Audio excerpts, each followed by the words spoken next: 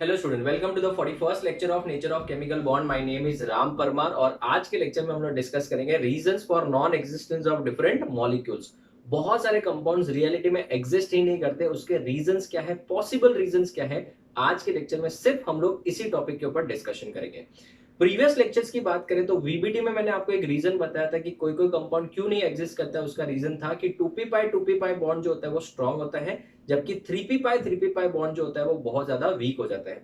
इस वजह से बहुत सारे कंपाउंड लाइक H2 है, P2 है, O2 एग्जिस्ट करता है, H2 एग्जिस्ट नहीं करता है, N2 एग्जिस्ट करता है और P2 एग्जिस्ट नहीं करता है। ये सब हमने डिस्कस किया था। अगर हम बात करें एक और रीजन की तो मैंने वो भी बताया था, absence of vacant d orbital. Vacant d orbital नहीं होगा सेंट्रल एटम के पास तभी भी बहुत सारे कंपाउंड एग्जिस्ट नहीं करते। इसके अलावा भी बहुत सारे रीजन है। आज के लेक्चर में हम लोग सिर्फ डेडिकेटली उन रीजंस के बारे में डिस्कशन करेंगे। ये बहुत ही इंपॉर्टेंट टॉपिक होने वाला है बिकॉज स्टूडेंट्स इसके ऊपर बहुत बार एंट्रेंस में, इवन नीट 2020 में ही इसके ऊपर क्वेश्चंस आया हुआ है। आप लोग इस लेक्चर को बहुत ध्यान से सुनना। Reasons for non existence of molecule में सबसे पहला रीजन जो मैंने वहां पे भी लिखा है, इट इज लैक ऑफ। इन सबको मैं डिटेल में एक एक करके डिस्कस करूंगा। आज के लेक्चर में सिर्फ यही डिस्कशन है हमारा। Lack of d orbital contraction, वो क्या होता है हम लोग देखेंगे। Lack of d orbital contraction सबसे पहला रीजन। दूसरा रीजन है स्टेरिक क्राउडिंग। स्टेरिक क्राउडिंग जैसे ऑर्गेनिक में हमने बड़े करते हैं ना स्टेरिक हिंड्रेंस, वैसे यहाँ पे स्टेरिक क्राउडिंग होता है। तीसरा होता है inert pair effect. Inert pair effect जिसको हम लोग शॉर्ट में एब्रिविएटेड फॉर्म में we can call it as IPE। Fourth आता है इंट्रामोलिकुलर रेडॉक्स रिएक्शन।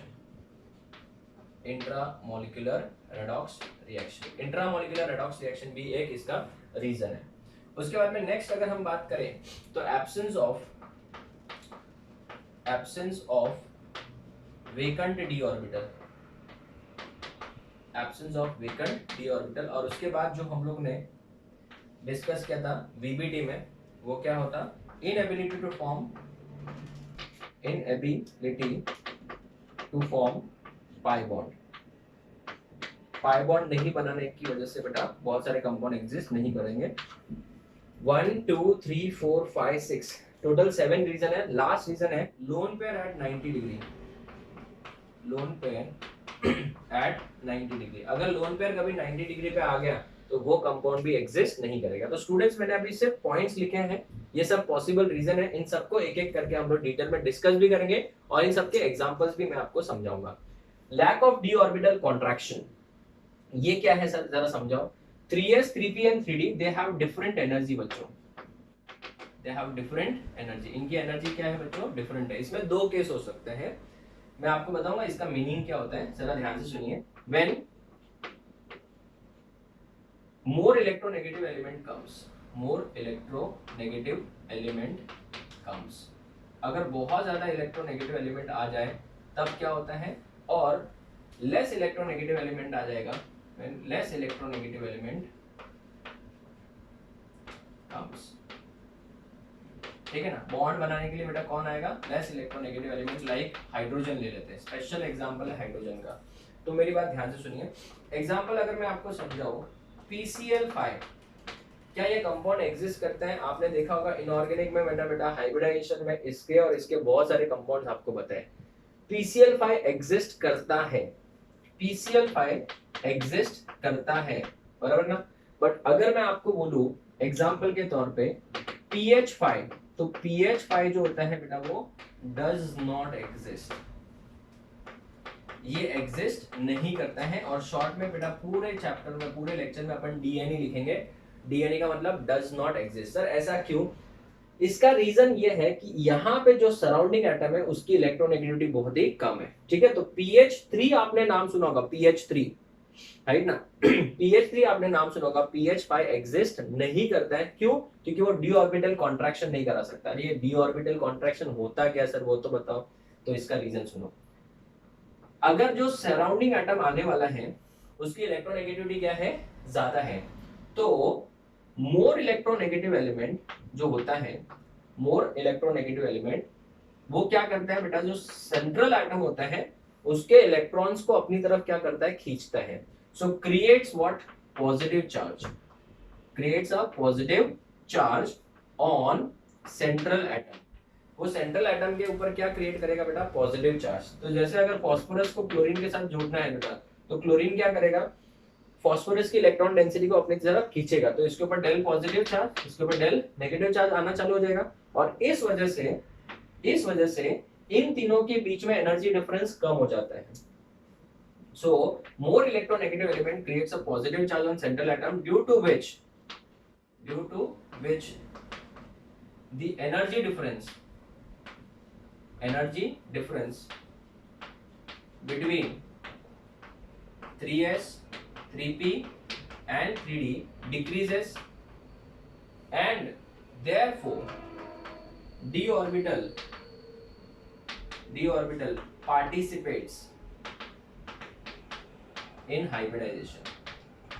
तो मुझे एक बात बताओ, p ऑर्बिटल बेटा, d ऑर्बिटल तो इसमें भी है ही है ना फास्फोरस के पास, बट हाइड्रोजन की इलेक्ट्रोनेगेटिविटी इतनी ज्यादा नहीं है कि वो इतना फास्फोरस के ऊपर पॉजिटिव चार्ज क्रिएट कर ले कि बेटा इन तीनों की एनर्जी डिफरेंस क्या हो जाए, कम हो जाए, और इस वजह से वहां पे d ऑर्बिटल जो है बेटा वो क्या नहीं हो पाता है, कॉन्ट्रैक्ट नहीं होता है एनर्जी वाइज। इस वजह से बेटा हम लोग क्या बोलेंगे, lack of d orbital contraction, और इस वजह से बेटा यहाँ पे pH5 जो है वो एग्जिस्ट नहीं करेगा। तो यहाँ पे अगर मैं वही स्टेटमेंट लिखना चाहूँ तो क्या लिखूंगा, मोर की जगह पे क्या आएगा, less electronegative element can not create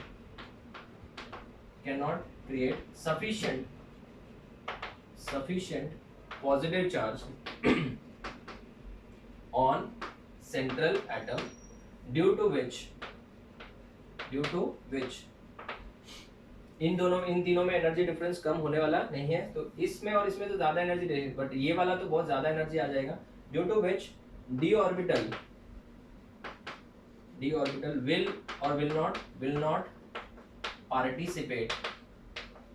not participate in what, hybridization। वो हाइब्रिडाइजेशन में पार्टिसिपेट नहीं करेगा, will not participate in hybridization। तो इस वजह से ये कंपाउंड एग्जिस्ट करता है और ये वाला कंपाउंड एग्जिस्ट नहीं करता है। ये करता है बट वो कंपाउंड एग्जिस्ट नहीं करता है। जैसे कि मैं अगर आपको एग्जांपल दूं, SF6 ये एग्जिस्ट करता है बट HS6 बेटा वो एग्जिस्ट नहीं करेगा, वो एग्जिस्ट नहीं करता है। ऐसे बहुत सारे कंपाउंड्स हैं, जैसे मैं आपको एग्जांपल देता हूं XeF2, ये सब आपको एक बार एग्जांपल समझाने के बाद याद रखने की जरूरत नहीं है बेटा, वो आपको समझ में आ जाएगा खुद से। XeH2 बेटा एग्जिस्ट नहीं करता है। उसके बाद में XeF4, XeF6 ये बेटा सब एग्जिस्ट करते हैं, और इन सब का तो बेटा हमने हाइब्रिडाइजेशन वो सब भी चेक किया है। XeF4 की जगह पे XeH4, XeH6 ये दोनों कंपाउंड भी एग्जिस्ट नहीं करेंगे। उसके बाद में IF7 एग्जिस्ट करता है, इसका तो बेटा हमने PBB ज्योमेट्री भी पढ़ा है। IF7 एग्जिस्ट करता है, IH7 एग्जिस्ट नहीं करता है। उसके बाद में IF5 एग्जिस्ट करेगा, IF5 एग्जिस्ट करता है, IH5 एग्जिस्ट नहीं करेगा। जहां जहां पे d ऑर्बिटल की बात आ जा रही है तो वो एग्जिस्ट नहीं करेगा। SF4 एग्जिस्ट करता है, sp3d seesaw structure. SF6 exist करता है, वो तो हमने पहले लिख दिया था। यहाँ पे बेटा SH4 एग्जिस्ट नहीं करता है। तो ये सब के सब DNA कंपाउंड है, मतलब डज नॉट एग्जिस्ट वाले कंपाउंड है। तो सबसे पहला रीजन बच्चों, सबसे बड़ा रीजन यही था, ठीक है ना, इसमें टाइम लगा, बाकी सब छोटे छोटे रीजन है, हम लोग डिस्कस करेंगे।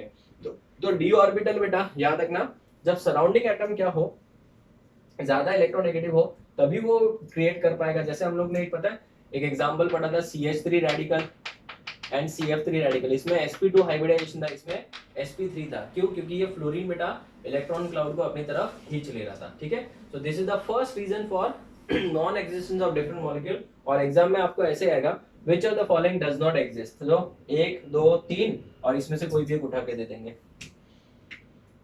समझ में आ रहा है कुछ? यही रीजन है, ठीक है। अभी नेक्स्ट पॉइंट क्या डिस्कस करेंगे हम लोग, स्टेरिक क्राउडिंग। आप इसका फोटो लो, फिर हम आगे बढ़ते हैं। Okay students, so let us discuss the next reasons. Second आता है बच्चों स्टेरिक क्राउडिंग। स्टेरिक क्राउडिंग का मतलब भीड़ भाड़, ठीक है ना। अगर किसी सेंट्रल एटम के ऊपर बहुत ही बल्कि ग्रुप्स है तो डेफिनेटली वी कैन थिंक कि बेटा वो कंपाउंड एग्जिस्ट नहीं करेगा, हाईली अनस्टेबल हो जाएगा। तो जैसे अगर मैं आपको बताऊं इसके एग्जांपल्स के तौर पे, SF6 जो है वो एग्जिस्ट करता है, और मैंने आपको बताया भी था it is a colourless gas, ठीक है ना। SF6 इसका ऑक्टाहेड्रल शेप होता है, बट अगर आप मुझे बोलोगे HCl6, HBr6 एंड Si6, तो ये बेटा DNE वाले कंपाउंड है, मतलब डज नॉट एग्जिस्ट वाले। तो ये तीनों कंपाउंड क्यों नहीं एग्जिस्ट करते बच्चों? बिकॉज सल्फर के ऊपर बहुत ही ज्यादा बल्कीनेस आ जाएगा। क्लोरीन, अभी क्लोरीन HCl6 ही एग्जिस्ट नहीं करता, तो बेटा Si6 तो बेटा बात ही छोड़ दो। इसका एक रीजन हो गया ये। अगर मैं बात करूं BF4 माइनस की, तो BF4 माइनस हमने पढ़ा था टेट्राहेड्रल शेप होता है, वो एग्जिस्ट करता है। बट अगर आप मुझे बोलो BCl4 minus, BBr4 minus, BI4 minus, ये तीनों कंपाउंड जो है बेटा वो एग्जिस्ट नहीं करेंगे, क्योंकि इसके ऊपर क्या आ जाएगा, बहुत ही ज्यादा बल्कीनेस आ जाएगा। नेक्स्ट अगर हम बात करें PCl5 जो होता है वो एग्जिस्ट करता है, ठीक है ना। HDA चैप्टर में हम लोग पढ़ेंगे PCl5 क्लोरीनेटिंग एजेंट है। बट अगर आप मुझे बोलोगे PBr5, PF5 भी एग्जिस्ट करता है, PBr5 एंड PF5, ये दो कंपाउंड जो है बेटा वो डज नॉट एग्जिस्ट वाले लिस्ट में आएंगे। उसके बाद में अगर मैं बात करूं PCl6 माइनस जो रहता है वो एग्जिस्ट करता है, बट अगर मैं आपको बोलूं कि PBr5 भी अगर एग्जिस्ट नहीं कर रहा है, तो PBr6 माइनस, Pi6 माइनस, ये दोनों भी कंपाउंड डज नॉट एग्जिस्ट की कैटेगरी में आ जाएंगे। तो ये हो गया स्टेरिक क्राउडिंग, मतलब बहुत ज्यादा सेंट्रल एटम के ऊपर भीड़ भाड़ हो जाएगी, तो बेटा वो एग्जिस्ट नहीं करेगा।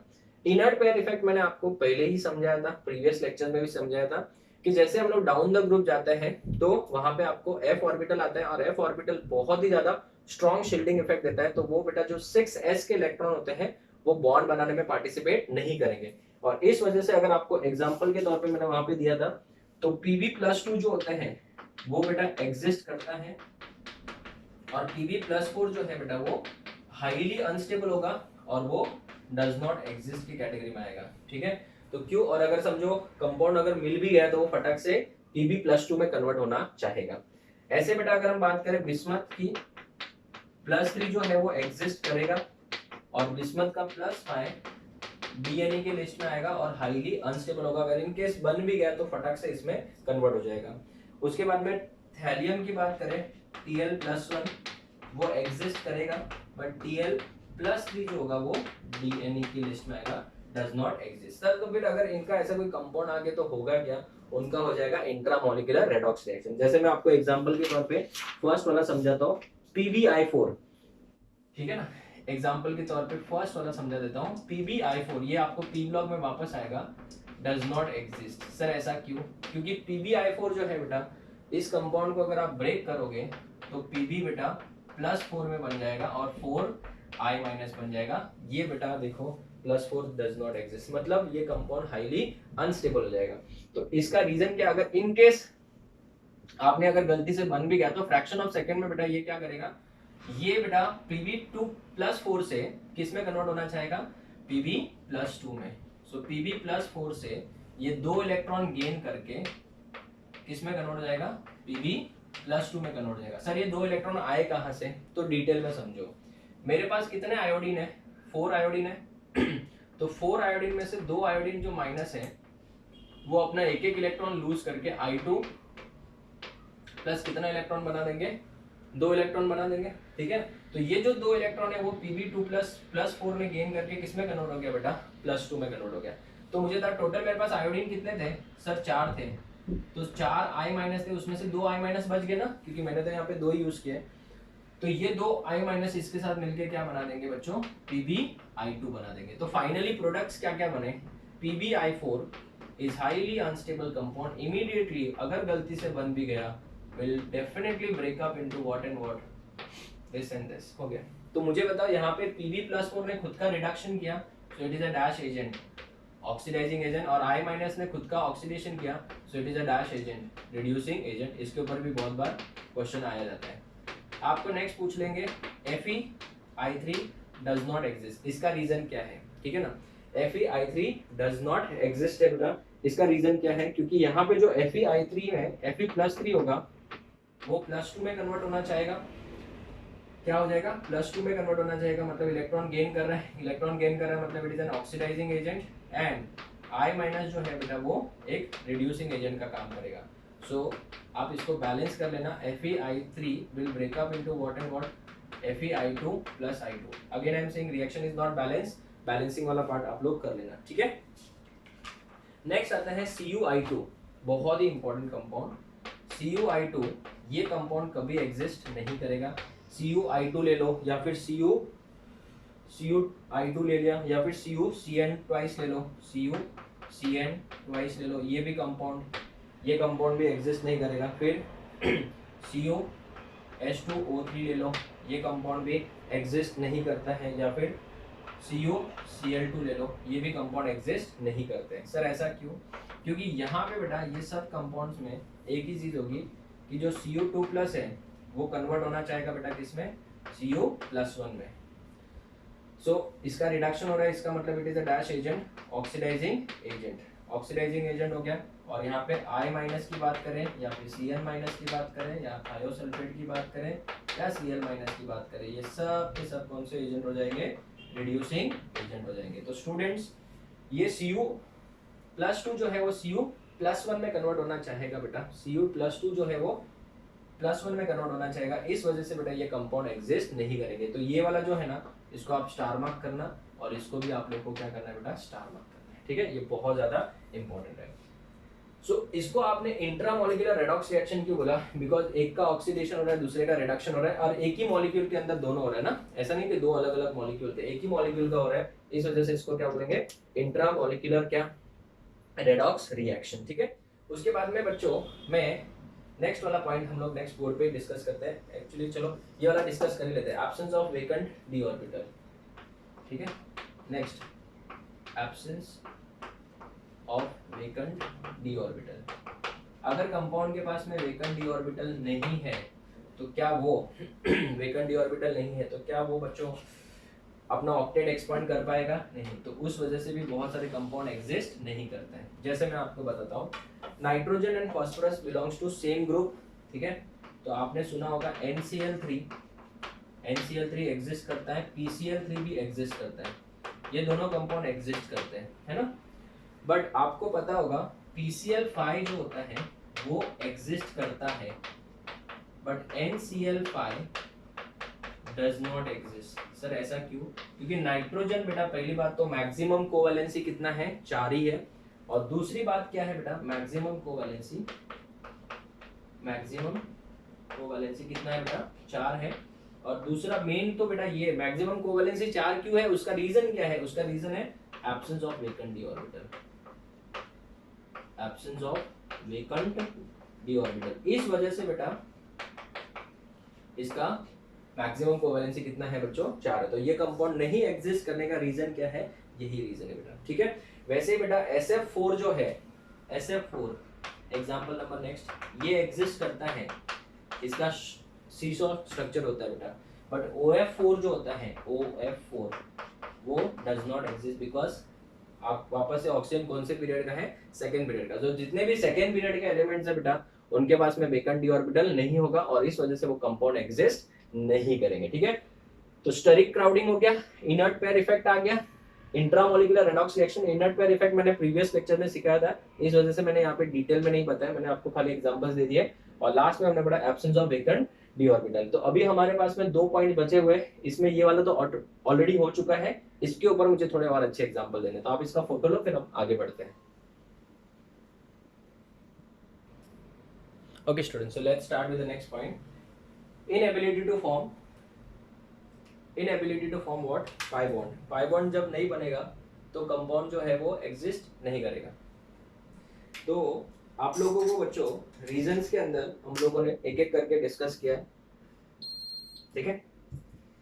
रीजंस के अंदर lack of d orbital contraction, steric crowding, inert pair effect, intramolecular and absence of vacant d orbital. Inability to form pi bond. Pi bond जो होता है सबको पता है, इसका स्टेबिलिटी ऑर्डर जो होता है वो 2p pi compare to strong होता है 3p पाई से. ठीक है. ये बहुत सारे मॉलिक्यूल के नॉन एग्जिस्टेंस का रीजन है. जैसे कि एग्जांपल के तौर पे N2 जो है वो एग्जिस्ट करता है और नाइट्रोजन के जस्ट नीचे फास्फोरस आता है, वो डज नॉट एग्जिस्ट. क्यों? क्योंकि नाइट्रोजन में जो ट्रिपल बॉन्ड होता है वो उसमें जो पाई बॉन्ड होता है वो 2p पाई की वजह से होता है, और फॉस्फोरस अगर इन केस एग्जिस्ट करता तो यहाँ पे जो पाई बॉन्ड होता वो 3p पाई होता, और इस वजह से ये हमने ऑलरेडी कहाँ पढ़ा है बच्चों, वीबीटी में, ये वीक हो जाएगा, सो एग्जिस्ट नहीं करेगा। इसका दूसरा एग्जांपल हम लोग ले सकते हैं O2 एग्जिस्ट करता है, बट H2 जो है बेटा वो DNE है। क्यों? क्योंकि सेम रीजन है बेटा, O डबल बॉन्ड O होगा, यहाँ पे बच्चों क्या होगा 2p पाई होगा, और यहाँ पे S double bond S in case अगर बन भी गया तो 3p पाई होगा। ठीक है। CO2 क्वेश्चन के बारे में अगर हम बात करें, CO2 जो होता है बेटा वो लीनियर होता है, बराबर है, but no pi bond. SiO2 में बेटा ये 3D नेटवर्क होता है। ऐसा क्यों? ऐसा क्वेश्चन पूछा जाता है, जबकि बेटा कार्बन के जस्ट नीचे क्या आता है, सिलिकॉन। तो इसका जो स्ट्रक्चर होता है वो इस तरीके का होता है, तो यहाँ पे जो बनता है बच्चों 2p पाई बनता है, जबकि SiO2 का अगर हम बात करें तो ये वाला जो स्ट्रक्चर है वो अगर इन केस बनता तो 3p पाई होता, तो ये बेटा बनता नहीं है। और ये बेटा आपको मैंने स्ट्रक्चर बना के बताया था, 8 मेंबर्ड रिंग्स बनता है सिलिकॉन का, तो ये बेटा आंसर इसका गलत है। ठीक है, तो ये क्यों नहीं बनता है, इसका रीजन है 3p पाई बॉन्ड है, inability to form pi bonds. Last आता है लोन पेयर एट 90 डिग्री। अगर लोन पेयर 90 डिग्री पे आ गए देन ट्रेमेंडस क्या होगा बच्चों, रिपल्शन, और ऐसे कंपाउंड जो होते हैं वो डीएनए के लिस्ट में आते हैं, मतलब डज नॉट एग्जिस्ट। सर ऐसा कोई एग्जांपल दो, आपने इतने सारे एग्जांपल करे हाइब्रिडाइजेशन में, VSEPR थ्योरी में, बट हमने तो कभी कोई कंपाउंड देखा नहीं। तो इसके एग्जांपल्स देखिए, एक है बच्चों XeF3-, ठीक है, XeF3-, और दूसरा एग्जांपल है IF3-2-, आप लोग बच्चों वीडियो पॉज कर लो, वीडियो पॉज करके इसको बेटा हाइब्रिडाइजेशन निकालो और इसका शेप बनाओ। चलिए वीडियो पॉज करके हाइब्रिडाइजेशन निकाल के इनका VSEPR थ्योरी के हिसाब से शेप बनाइए। ठीक है, 1 मिनट वीडियो पॉज कर लीजिए अच्छे से, सब लोग कर लिया। चलो देखते हैं फिर। जेनॉन के पास खुद के कितने इलेक्ट्रॉन थे, 8 इलेक्ट्रॉन थे, बट एक माइनस आने की वजह से एक एक्स्ट्रा हो गया, 9 हो गया, तो 3 तो बॉन्ड पेयर हो गया, 1 2 3 बॉन्ड पेयर हो गया, तो लोन पेयर 1 2 3 लोन पेयर बन गया। सो बॉन्ड पेयर बेटा 3, लोन पेयर भी 3, तो Sn का वैल्यू कितना हो जाएगा बच्चों, 6 हो जाएगा कि नहीं हो जाएगा, Sn is going to be equal to 6। अगर Sn 6 हो गया मतलब sp3d3 हो जाएगा, सॉरी sp3d2 हो जाएगा, sp3d2 मतलब ऑक्टाहेड्रल। 3 लोन पेयर आ गए तो क्या करें फिर, कुछ ऑप्शन नहीं है, 6 पोजीशन बना लेते हैं पहले, रखा 6 पोजीशंस बना लो। ठीक है, सब पोजीशन सेम ही है। इनमें से कोई भी 3 जगह पे अगर मैं फ्लोरीन डाल देता हूँ तो आपके पास कोई ऑप्शन नहीं बचता है बच्चों, कोई ऑप्शन नहीं बचता है। आप मैक्सिमम 180 पे सिर्फ 2 ही आ सकते हैं बेटा, 3 लोन पेयर इस तरीके से बेटा आ जाएंगे बेटा। आप कैसे भी अरेंज कर लो बेटा, आप ये ऐसे अरेंज किया, आप कैसे भी अरेंज कर लो बेटा, कोई प्रॉब्लम नहीं है। बट यहाँ पे आपको नहीं पता, इन दोनों के बीच में 90, इन दोनों के बीच में 90, इन दोनों के बीच में भी 90 हो जाएगा। सो यहाँ पे lone pair are at dash 90 degree, so ऐसा कंपाउंड कभी एग्जिस्ट ही नहीं करेगा, does not exist. Clear? Next IF3-2। Iodine के पास खुद के कितने इलेक्ट्रॉन होते हैं बच्चों, 7 होते हैं, 2 माइनस मतलब 2 इलेक्ट्रॉन एक्स्ट्रा आ गए। बॉन्ड पेयर बेटा 3, लोन पेयर कितने, 1 2 3, 1 2 3, 3 लोन पेयर, वापस से कितना आया, sp3d2 आ गया। तो बच्चों यही सेम हो जाएगा, बस अभी इसकी जगह पे क्या हो जाएगा, आयोडीन हो जाएगा कि नहीं हो जाएगा। तो यहाँ पे कैसा भी लोन पेयर डालो कोई प्रॉब्लम नहीं बेटा, सेम ही दिखने वाला है सब। आप 180 पे सिर्फ 2 लोन पेयर डाल सकते हैं, एक तो बेटा 90 पे आना ही आना है। ठीक है ना, आप बोलोगे सर 2 लोन पेयर इधर डाल दो, तो एक तो इधर आया ही ना बेटा, और तो कुछ नहीं। तो ऐसा कंपाउंड एग्जिस्ट ही नहीं करेगा, बिकॉज लोन पेयर आ रहा है डैश 90 डिग्री, ऐसा कंपाउंड DNE की लिस्ट में आएगा। ठीक है, तो student this is the end of this is the end of today's lecture. आप लोग शॉक हो गए होंगे, सर ने आज इतना छोटा लेक्चर कैसे बनाया। बट मैं आपको पहले बोल चुका हूँ बेटा, मैं टाइम नहीं देखता हूँ, मैं सिर्फ ये देखता हूँ कि कंसेप्ट पूरा कवर हुआ है या नहीं हुआ है। तो मेरा कंसेप्ट यही था, reason for non existence of molecule. मैंने आपको बोला था छोटा सा टॉपिक है बट बहुत इंपॉर्टेंट है। अभी हमारा सिर्फ एक ही लेक्चर बाकी है, सिर्फ और सिर्फ एक, जिसमें हम लोग hydrolysis of inorganic compound discuss करेंगे। That is going to be थोड़ा सा बड़ा लेक्चर होगा, 1 hour 15 minute max to max, उससे ज्यादा नहीं जाएगा, शायद उससे कम भी हो सकता है। बट हम लोग का वो लास्ट टॉपिक हो जाएगा, हाइड्रोलिसिस ऑफ इनऑर्गेनिक कंपाउंड्स, बहुत ज्यादा इंपॉर्टेंट है। वो हम लोग नेक्स्ट लेक्चर में डिस्कस करेंगे एंड देन हमारा ये पूरा का पूरा चैप्टर कंप्लीट हो जाएगा। तो स्टूडेंट्स, आज के लेक्चर में मैंने आपको reason for non existence of molecules बताया और ये रीजन मैंने यहीं पे लिख के रखे थे।